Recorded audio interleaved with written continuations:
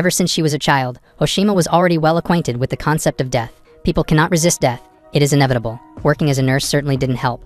After her fellow nurses share rumors about the hospital being haunted, Oshima, assigned to the night patrol, reluctantly begins her rounds. While passing through the dark corridors, she nearly has a heart attack after bumping into Mitsu, a patient at the hospital. She scolds him for wandering around alone, especially when his medical condition could trigger at any time. He explains that he heard Sugiyama, one of the other nurses, talking about ghosts wandering around the hospital. He wanted some proof, so he decided to head out alone to snap a photo or two.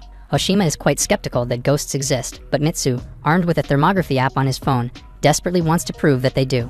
This certainly isn't the worst thing that Mitsu has done, considering that he caused a steam explosion in the hospital's backyard a few weeks earlier, but she finds his fascination with ghosts intriguing. He explains that he simply finds them interesting, and that he is curious to see where he'd end up after he died. Oshima tries to reassure him that they will eventually find a cure, but Mitsu has somewhat accepted his fate. He has been growing out his hair in the hopes of cutting it once he had recovered, but he laments that he won't be able to anymore. Oshima says that he'd look great with short hair, and she'd like to see it one day. Mitsu is struck with an incurable disease that he has had since he was 9 years old. It was discovered 30 years ago by a group of British doctors, but they know neither its source nor the cure. The disease can easily fly under the radar despite frequent medical checkups, which makes it difficult to catch it early, when it is at its most treatable state. The disease causes Mitsu's body to be racked with pain, and he slowly suffers total organ failure. Mitsu returns to his room, where he glances at the flower vase on his desk. The flowers are called ayame, which symbolizes hope. His mother hoped it would lift his spirits, and she had even promised to become a doctor and treat him. Everyone believed that Mitsu's disease could eventually be cured, but he alone held little hope for himself. His only fear was that he'd live a life without accomplishing anything. Suddenly, Mitsu starts coughing up blood again, and he starts vomiting on the ground. Oshima rushes to his side, but Mitsu can sense that his time has come. It's never been this bad before. As he lies in a pool of his own blood, Mitsu's consciousness slowly fades away. A three-eyed deer drinks water from a watering hole. Its third eye senses something gleaming near the trees, but it is too late. An arrow pierces its hind leg, and two goblin hunters rush to recover their quarry. Mitsu looks down at his glowing, stubby hands. He realizes that he has died and is now in an unfamiliar landscape. He can still remember what happened to him during his long stay at the hospital, but he feels like they are someone else's memories. He glances back at the two goblins, now joined by a third, who are eating the deer raw. He concludes that he must have collapsed and that this is some fantastical dream. The goblins notice Mitsu and fire an arrow at him, but the missile passes right through his ghostly body. One of the goblins wade through the water, waving its clubs and screaming hysterically, further convincing Mitsu that this is some bizarre dream. He'll wake up any second now. Mitsu's fight or flight instinct kicks in, and he cries out that he doesn't want to die. He stretches out his arm, which somehow instantly kills the goblin, and its spirit becomes one with him. Mitsu looks quizzically at his hand, and he has a rough understanding of what just happened. He absorbs something from the goblin's corpse. The remaining two goblins become agitated, but when Mitsu tries the same thing as before, the effects are slower. Regardless, he keeps his hand steady, and his will firmly set on not dying. Eventually, the two goblins succumb to his strange new power. Mitsu has now regained his form from when he was still alive. He has a dozen questions in his head. What is this power? Why won't their attacks hit? Is he a ghost now?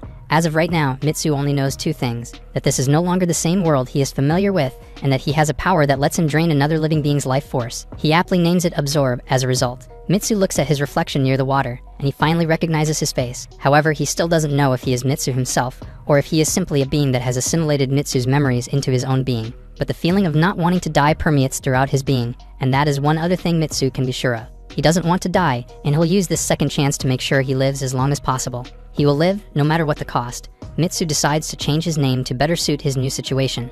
After thinking long and hard, he settles on Shu Archlight, which is something I would have named my Final Fantasy XIV character. Shu starts floating around, revealing that he has still retained some ghostly properties. He suddenly hears something coming from the nearby forest, and he seeks shelter in one of the nearby trees. Two children, Freddy and Miguel, curiously investigate the pile of goblin corpses that Shu left behind. Shu watches them with great caution. Freddy doesn't remember any monsters that could do this much damage to goblins, let alone 3 of them. Miguel doesn't remember any either. They drag out the goblin corpses from the water to prevent disease from spreading, and they wonder what could have killed them. Noticing that there doesn't seem to be any external trauma of any kind, they suspect that a ghost or a similar monster could have done it. Freddy breathes fire into his hand, which piques Shu's interest. Freddy attempts to cast Fireball, but the result is an unfortunate dud. Magic seems to be a latent skill that anyone can practice and develop, though Freddy doesn't have much luck with it. Seeing that his friend is completely useless, Miguel decides to cast the flame himself. However, Freddy is already pretty salty that he couldn't cast Fireball on his own, so he brings out a paid magical item to do it for him. His shiny gauntlet produces a great ball of flame, which burns the goblin corpses into ash. Freddy celebrates, but Miguel warns him that he might attract even more monsters. He ends up attracting a whole pack of goblins, which forces him and Miguel to fight back. Miguel holds them in place with some grasping roots. while Freddy burns them with his fire gauntlet. After defeating the goblins, the pair is exhausted, and they decide to go home. Shu overhears them talking about an exam of some sort, leading him to believe that they are students, which means that a town must be nearby. During his short period of observation, Shu was able to gather that magic exists in this world. It can be invoked through the use of chanting and magic circles, which are also dependent on the user's imagination and stock of magical power. Magical equipment also exists, though its power and strength are also dependent on the user's birth sign and latent magical power. Shu wonders if he too has this magical power they speak of, and he decides to perform a little experiment. He wants to create a ball of water to extinguish the flames burning the goblins, and he tries to recall the process of invoking a spell. It relies on his imagination and his understanding of natural phenomena. He then uses this information to talk to his magical energy and tell it what he wants to create. Shu closes his eyes and thinks hard about what his past life, Mitsu, learned from years of being bedridden with books and journals. He recalls the composition of water and how it interacts with his environment. He takes all these and more into consideration, and a magic circle naturally appears over his hands. Shu manages to produce water, but not in the shape that he desires. He remembers Freddy's words that magic is also based on imagination and imagery, so Shu thinks hard again, and he recalls a memory of a water yo-yo. He successfully molds the water in front of him into a sphere and wills it forward, launching it toward the burning goblin corpses. Shu looks at his hand, and realizes what he is capable of, and what he can be capable of. Realizing that it may be possible to create more complex commands and images, he devotes himself to training his magical power, which he intends to use as a trump card in the future. 3 months pass. 3 magic students, Jazz, Alice, and the bespectacled Fiona, wander into the forest. Alice asks Jazz to use his magical detection skill to scout for any nearby monsters, and he spots what appears to be a high-ranking humanoid ghost roughly 50 meters away. Fiona is a bit worried to be facing a powerful foe, but Jazz believes that, with the element of surprise, this is their best shot at attacking it. Alice leads the attack by sending forth a wave of grasping roots that constrict Shu, who is completely caught unaware. Jazz and Fiona cheer her on. Jazz grabs his magical item, a small dagger, to finish off their prey. However, Shu unleashes a magic circle right in front of Jazz, and a blast of water sends him flying. Fiona are frightened by what they see. Monsters, even high-ranking ones, shouldn't be able to create magic circles without a time delay. Shu rips apart the vines holding him in place, and he launches an even larger blast of water at the 2 girls, which knocks them unconscious. Though the crisis seems to have been averted, Shu finds it troublesome that he was attacked. That's never happened before. While he ponders what the students came here to do, Jazz sneaks up on him and tries stabbing him in the back. Shu glares at him. If Jazz wants to play stupid games, then he'll win stupid prizes. Shu knocks him out and begins draining his life force. He has killed monsters before, but never humans. Despite the change in prey, he feels nothing. No remorse, no regret. Jazz tries reaching out to his 2 friends, but both Alice and Fiona are already dead, their very souls sucked out by Shu. Shu walks over to Jazz and blames him for their deaths. If they hadn't attacked him, none of this would have happened. In his final moments, Jazz is overcome with despair and he dies. Shu floats into the sky. Now that he has killed students, the institution they hail from is bound to be alarmed, which means that the forest is no longer a safe place for him to hide. He must look elsewhere for a new hiding spot. The academy is abuzz with the news of the deaths of Jazz, Alice, and Fiona. They are especially surprised, considering that Jazz was a competent mage in her own right and that nothing in that forest should have posed a threat. The school president is distraught by the news. The faculty members start pointing fingers at each other, but one of them, Sasa, points out that their priority should be killing whatever killed their students. They consider contacting the army, but the president instead turns to the local church bishop for help. Sasa remarks that the forest is a place frequented by students for self-training, but in light of recent events, it has become far too dangerous. The president concurs, and he commands that the forest be sealed off for the time being, and he asks any available faculty members to thoroughly investigate it. As the teachers leave, the president hopes that his deepest fears don't come true. Meanwhile, a group of 4 students is revealed to have been eavesdropping the entire time. I sure hope they don't get any funny ideas. Shu moves even deeper into the forest, where he seems to be surrounded by spirits that look similar to his earlier base form. He continues to absorb the life force of monsters, and these spirits seem to have taken a liking to him. He hypothesizes that he serves as a higher life form to these spirits, and they are crowding around him as a survival tactic. One of the spirits gingerly approaches Shu, but before he can hear the ghost out, his ears perk up. Footsteps, Sasa and Marcus cautiously step into the woods. Marcus whistles for his bird, Pui, which attacks the nearby trees that Shu is hiding in. The attack allows them to confirm Shu's existence, and Sasa urges Marcus not to hold back. Marcus knows all too well not to. He sends Pui to attack Shu, and despite being half-spirit, his arm is brutally ripped off. A black mist envelops Shu's arm as it slowly regenerates, but now he knows that these 2 aren't like the students he made fools of yesterday. They're going to kill him, and they can. Shu weighs his options in his head. He's not fast enough to drain their life force, and a large portion of his magical energy has already been drained due to their surprise attack. At most, he can muster 1 large attack. He decides to gamble on an all-out attack. He just needs to buy time for himself to conjure the necessary magical circles. Sasa notices magical circles appearing behind him. He asks Marcus if this is his doing, but he denies casting any spells. They are suddenly distracted by even larger magic circles that hover right above their heads. The circles are large, larger than anything Sasa has ever seen in his life and long career as a teacher. Unbeknownst to them, the larger circles are all a bluff. The inscriptions are pure nonsense, and Shu's true attack is the magic circle around their feet. When Marcus sees the magic circles around Shu, he realizes that this is the spirit that murdered his students. He immediately sends Pewee to kill him, but Marcus is too late. Shu places the finishing touches on his spell, and they are swallowed up by an impossibly bright flash of light. There is no color, just black and white. Moments later, a powerful explosion occurs, alerting the other faculty members sent to investigate the forest. The area around Shu has been burned to a crisp.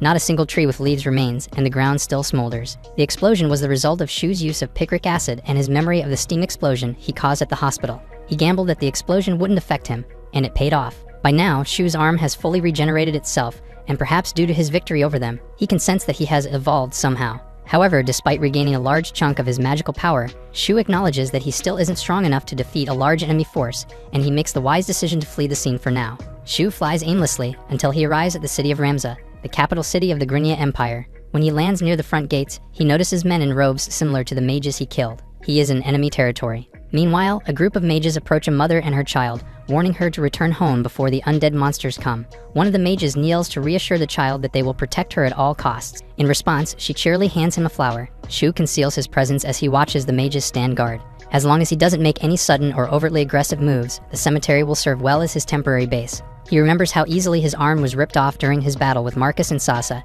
and he resolves not to let himself be injured so easily again. Skeleton knights soon start crawling out of their graves, and Shu means to turn them into his food and fuel. Meanwhile, at the anti-demon church, an A-class holy knight Zek answers the summons of his old friend and local bishop, Santos. Santos tells him that the divine child has a new prophecy. A great disaster will wash over their land. Santos tells Zek about the incident in the forest a few months ago, in which 3 students were discovered dead. Similarly, 2 faculty members were also killed in an explosion. Strangely, the number of assaults occurring at the communal ceremonies has also dropped, which Santos believes somehow ties in with the incident in the forest, and that these 2 separate events are related to the prophecy that the divine child made. He asks Zek, not as a bishop but as a friend, to help investigate the cemeteries. Zek accepts the mission. Later that evening, Zek is joined by a small battalion of mages and soldiers to investigate the cemetery. Joseph, the one leading the way, explains that a high-ranking spirit seems to be responsible for the drastically reduced number of skeleton attacks. Zek seems fairly confident that he can handle this issue without any problems, but he remains wary of Santos' warnings. Regardless, he reassures his men that his righteous spear will wipe out any foe that dares face them. Shu continues to improve his magical abilities, and he can now cast his spells with greater strength, speed, and precision. After slaying another skeleton, Shu feels like he has leveled up again. Shu's rapid improvement has also caused his magical reserves and the number of spells he can cast to increase dramatically. He has consumed so many souls at the cemetery that he has also gained a few new handy skills. Chief among them is magic sensing, which allows him to detect the presence of targets as though they were in his spider's web. Images of Sasa and Marcus flash into his mind. He muses that they were able to find him so quickly because of this same skill. It is an effective scouting ability, which Shu employs to great effect now. He notices a few men approaching him, and they don't appear to be regular, run-of-the-mill guards. They're packing some serious firepower. Judging by their movements, Shu can tell that they are here for him. Realizing that it is useless to conceal his presence any further, Shu reveals himself to Zek and his men. Zek glances at Shu and identifies him as a nightmare spirit, which is likely the strongest enemy unit in the cemetery. It matters little to Zek. What matters is that he's going to take him down. Shu tries to communicate with Zek by asking why they want to kill him, but it appears that communication between the living and the undead is impossible. When Zek and his men fail to respond, Shu is further placed in distress. Seeing that negotiations are impossible, he decides to fight. He activates one of the magical circles he had placed beforehand, the Slashing Sky domain. Though Zek realizes what is happening, he realizes it too late. In an instant, everyone except Zek is killed, just as Shu had expected. Zek is in a league of his own. Slashing Sky domain is one of many magical spells that Shu has perfected during his short stay at the cemetery. Trying to apply a magical effect directly to a creature will ordinarily be blocked by the latent magical resistance that all beings possess. Shu has found a way to bypass this natural barrier by first casting the Absorb spell to drain this invisible shield, nullifying the effect and allowing the spell to break down his opponent. The downside is that it won't work against a target whose magical power is equal to or superior to his own. Zek is left speechless as he stares at the fallen bodies of his comrades. He knows that third-rate spirits with fourth-rate magical spells don't have the ability to perform a feat like this. The men he was with weren't slackers either. They were hardened, experienced troops. So that begs the question, why are they now lying dead on the ground? Zek glares at Shu with a righteous fury and swears vengeance. He raises up his spear, which materializes tens, if not hundreds, of holy spears in the air. Shu carefully watches the spears arrayed against him. He raises a magic shield, built using the most complex magical formula at his disposal. A few spears manage to pierce him, but his magic spell is already in effect. One of the spears turns around, and it launches itself into Zek's eye. Before Zek can process what the hell just happened, the other spears follow suit. Vlad the Impaler would be proud of what Shu has accomplished. Shu floats towards Zek. While Zek would have won in a contest of pure magical energy, Shu used acceleration magic and adjusted the vectors, which allowed him to return Zek's attack with even greater force. The feat was exceedingly difficult, and the risks to his own body were great, but Shu pulled it off. He approaches Zek's corpse and drains what remains of his life force and magical energy. It was unlike anything Shu had ever absorbed before. An A-class holy knight like Zek had access to a great deal of magical power, much greater than anything he'd absorbed in the past. The effects are easily seen, as Shu can now clearly see that his feet no longer have a ghostly appearance. Zek's body, along with the men he was with, are carried back for an honorable burial at the church. The injuries they sustained are consistent with what happened in the dark forest. Santos kneels over the body of his deceased friend. He regrets not taking the prophecy more seriously, and he should have sent more troops in force. But there is little time to mourn. He swears vengeance against this plague or whatever killed Zek. He swears by it. After the incident at the cemetery, Shu wandered deep into Eldera Forest for several months. Goblins at a certain village bow as Shu arrives. One of the goblins reports that a human has entered the outskirts of the forest, and he has also punished several goblins for disobeying orders. What's done is done, Shu says. Due to a series of events, Shu has somehow become the leader of the monsters in this forest. It all started when he first arrived at Eldera. He was once again attacked on sight by the monsters that resided there, and among their ranks were two notably powerful monsters, the High Goblin and the Pig Demon. After defeating their combined forces, both the High Goblin and Pig Demon swore fealty to Shu, despite his not wanting to do anything with ruling. Regardless of his wishes, they explain that this is simply a matter of structure and hierarchy. Shu decided to accept this title since there weren't any visible downsides. Fortunately, there were very few incidents of human interaction, so Shu has been able to maintain a low profile. He'd sure like it if he could simply live out his days in peace like this. Suddenly, he senses something through his spider's web. A fairly large and impressive magical power has entered his domain. A young girl frantically runs through the forest, trying to escape the clutches of a werewolf. The werewolf seems to be enjoying this more than he should. The girl turns around and tries to use one of her magical spells, but for some reason it fails to activate, and she is completely at the werewolf's mercy. The werewolf thrusts two of his fingers inside her chest, causing a small fountain of blood to spurt out. The girl lies motionless on the ground, but slowly, the wound in her chest begins to heal. The werewolf sees this, and he is overcome with great emotion. He's a sadist at heart, you see. Thrilled to see that his victim appears to have a remarkable healing factor, the werewolf takes great joy in repeatedly torturing her. The girl is unable to escape, and she begs for someone to either kill her now or rescue her. Shu watches her from afar, but it remains to be seen if he is here to answer her pleas. Shu observes as the werewolf toys with the girl, which sickens him. If it wanted to kill the girl, it should just get it over with. Sensing that the werewolf might pose a problem if it were to attack the village, Shu decides to deal with it now. As he lowers himself to the werewolf's position, he makes eye contact with the girl, who now appears to be badly bruised and beaten. From her point of view, he appears to be an angel.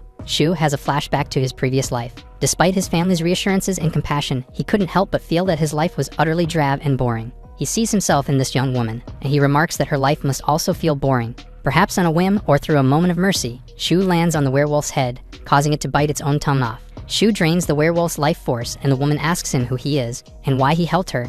Shu glares at her and remarks that he didn't save her. He simply wanted to kill the werewolf. Saving her life was a mere consequence of this action. He leaves her and retires to the village, but the girl chases after him. She thanks him again for saving her life, and she introduces herself as Iris. He asks her what she's doing so deep in the forest, and she explains that she's trying to practice how to gather herbs since she's dangerously close to dropping out of the Magic Academy. She was supposed to be gathering herbs near the entrance, but one thing led to another, and she ended up being chased by werewolves. Shu glances at her and remarks that she doesn't seem like a dropout, and she explains that though she has a good amount of magical energy, she has a poor handle on manipulating it. Having a nuke is no good if you don't know how to fire it. Shu remarks that her instructor should have been paying more attention to her, but she says that her latent magic is defensive. It grants her a state of pseudo-immortality that uses the core of her magic as its source. However, the pain of death remains, but no matter how much damage she takes, she will almost always recover. She will also retain her youthful appearance, possibly even into her 60s. Shu has never heard of such a type of magic before, and he acknowledges that he may have made a mistake by isolating himself from humans. He needs to learn more. While resting underneath some trees, Shu gestures to Iris the way back to town. She thanks him for all the help he's given her, and she'd love to visit his home sometime. Suddenly, they are attacked by a carnivorous pitcher plant. Its grotesque, obscene-looking vines are the bane of women everywhere. If you know, you know. Shu tells her to get out of the way as he uses one of his new magic weapons, Space Field, which is created by an impossibly fast blade of wind to create a miniature tear into the fabric of space-time. The poor plant monster doesn't even know what killed it. When Iris sees this, she is stupefied. She's never seen or heard of such an advanced magic circle. The inscriptions are so dense and complex that she's unlikely to ever understand them, regardless of her immortality. She asks him who or what he is, but he simply smirks and says that it's a secret. Iris continues to whine, but Shu finds her annoying and tells her to go home. Iris says that she still has a mountain of questions to ask him, and she refuses to go home unless they're answered. If Iris won't go of her own accord, then Shu will do it for her. He stretches out his hand toward Iris, and with the wave of a finger, she suddenly finds herself at the town gates. The nearby citizens are startled by her sudden appearance, but if they only knew what Iris experienced, Iris, faced with such advanced and highly complex magic that only an entire army of mages could muster,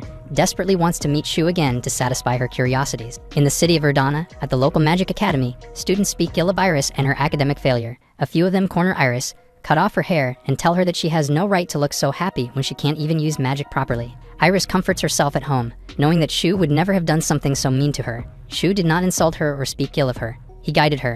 Also, his eyes are really sexy, so there's that. Meanwhile, back at Eldera Forest, a few of the goblins try to dissuade Shu from wandering too far by alerting him to the presence of a nearby human female. Shu doesn't care, and he sends them off. Shu discovers Iris being explicitly violated by a carnivorous pitcher plant, and he rescues her. While Iris catches her breath, Shu asks her why he came back here. Does she like being attacked by monster plants or something? Iris says that she came all this way for him, and she asks him to teach her magic. She cites that his ability to use 6th-tier magic far eclipses the ability of any instructor she has at her local academy, because at most they can use 4th-tier magic. Shu doesn't even let her finish talking, and he starts walking away. Iris chases after him and promises not to be a bother, but Shu tries to tell her that his magical ability is purely self-taught. However, when he sees a vision of his past family in Iris, he curses his past life's memories. Shu relents, and he agrees to teach Iris, but on the condition that she teach him everything about this world, including the town, the magic that mages use. Iris ponders this for a moment, but she ultimately agrees to his terms. Shu had been thinking of interacting more with Iris after realizing that he had isolated himself too much from humankind. He hopes to gain more knowledge by speaking with her. Iris teaches Shu the foundations of their world's system of magic. Long story short, drawing forth these primordial elements is attained by invoking them through magic circles and incantations. This greatly differs from Shu's understanding of magic as an application of a scientific formula, while the humans of this world look at magic as more of a concept. Fire, for instance, can give people warmth in times of cold, but it can also be used as a destructive force. It is in tiptoeing through this delicate balance that magic is used. Iris also explains that magic is split into different classifications based on the strength and complexity of the spell. There are up to 15 tiers of existing magic, though the 9th tier and above are mostly protected military secrets. She then asks Shu to begin his pseudo-lecture, and he asks her what spell she'd like to learn first. She names the wind impact spell that she saw him use against the plant monster that attacked her the other day. Shu demonstrates it for her without a chant, and it is exactly what she wanted. He asks her if she knows what he did, but her understanding of it is shallow. He asks her to really internalize the meaning of wind, how it is created, how it flows, and how it functions. Iris tries it for herself, but her magical circle is shaky and imbalanced, and in no time at all, it collapses in on itself. Shu explains to her that wind is created through air compression, and he applies this understanding to adjusting other spatial settings and adding in a pinch of acceleration magic. In theory, Iris's magic formula should be activated once magic is poured into it, but for some reason she struggles to properly materialize it. Shu kneels in front of her and suggests that she may not know the nature of magic. He compares her to simply reading the lines of a script in a play. Just because she can say the words doesn't mean that she understands them. He tells her that this is what magic is all about, understanding the world around them. Iris has never looked at it this way before, and this serves as a powerful revelation to her. For now, Shu decides to teach her how to refine her basics, and he reassures her that they'll figure it out together. Shu starts teaching her his basic concepts and understanding of magic, and he suddenly remembers his younger self being taught by his father. He can somewhat see himself in Iris. After a few hours of study, Iris is finally able to perform the wind impact spell. Though it was weak, Shu commends her for finally being able to cast magic properly for the first time. A cocktail of emotions wells up inside Iris, but she composes herself and focuses wholeheartedly on the pursuit of knowledge. She asks Shu to guide her even more. Shu initially only accepted Iris as a student because he thought he would benefit from it, but the more time he spent with her, the more he remembered his past life, and it wasn't a bad feeling at all. Days, weeks, and months pass. Iris drastically improves under Shu's tutelage, and the results speak for themselves at the academy. Her meteoric rise is noticed by students and faculty alike, and though there were initially rumors that she was sleeping with professors to get an edge, she eventually silenced her detractors. She achieved the impressive feat of mastering 7th tier magic at her age, and she quickly made a name for herself. Her name, Iris Silverbread, becomes known far and wide as the name of a great mage. Eventually, her labors bore fruit. She graduates, and she is assigned to be a member of the Holy Knights in a year's time. Iris tells Shu the good news, and she thanks him for all the guidance he's given her over the past 2 years. Shu's demeanor seems to have softened with his time with Iris, and he himself has noticed this. Little by little, he could feel his emotions being nurtured. Before, he felt nothing when killing humans, and now he feels happy to see Iris graduate. However, when he learns that she plans to be a holy knight, he remembers his encounter with Zek, and he promptly leaves. Shu finds it strange that Iris has been with him for the past 2 years, but she still can't tell that he is an evil presence. Iris chases after him and says that she wants him to be there during his graduation ceremony. She explains that every year, the graduation ceremony is held at the cathedral square, and since she has no parents, she'd love for Shu to be there as her guardian. Despite the risks, Shu agrees to go. She threatens to chase him down if he breaks his promise. Iris grasps his hand, and they dance, bathed in the setting sun, and with the eerily still trees as their audience.